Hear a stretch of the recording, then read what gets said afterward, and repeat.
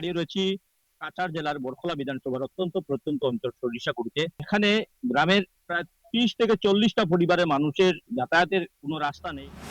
গ্রামে পৌঁছতে হলে পার হতে হয় 7টি বাঁশের সাঁকো। প্রতিদিন 1 কিলোমিটার জল কাদা মারিয়ে চলাচল করতে বাধ্য হন গ্রামবাসীরা।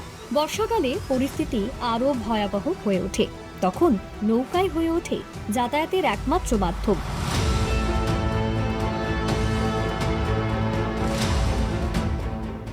পাকা রাস্তার অভাব সবচেয়ে বেশি প্রভাব ফেলেছে শিক্ষা ও স্বাস্থ্য পরিষেবায়। প্রতিদিন ঝুঁকি নিয়ে স্কুলে যেতে হয় পড়ুয়াদের। অন্যদিকে জরুরি পরিস্থিতিতে রোগীদের হাসপাতালে পৌঁছে দেওয়াই হয়ে ওঠে বড় চ্যালেঞ্জ। ডিলিমিটেশনের পর কাটিগড়া বিধানসভা থেকে বরখলা বিধানসভায় অন্তর্ভুক্ত হয়েছে সরিষাকুড়ি গ্রাম। কিন্তু এলাকাবাসীদের অভিযোগ, বিধানসভা বদলালেও বদলায়নি তাদের ভাগ্য। নৌকা দিয়া যায়, বেশি দূরে আর একটু কম হইলে তো বাসা ছাড়ার কারণে কয়টা বাসা 7-8টা আছে। আরো দিবার বাকি আছে, কিন্তু আমরা দিতে পারছি না।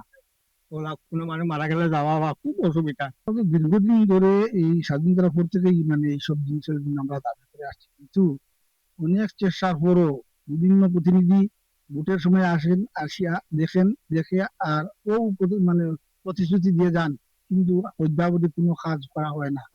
দীর্ঘদিনের এই দুর্ভোগ থেকে মুক্তি পেতে অবিলম্বে স্থায়ী রাস্তা নির্মাণের দাবি জানিয়েছেন সরিষাকুড়ির বাসিন্দারা। স্বাধীনতার 8 দশক পরও মৌলিক পরিকাঠামোর জন্য অপেক্ষায় রয়েছে সমগ্র গ্রাম।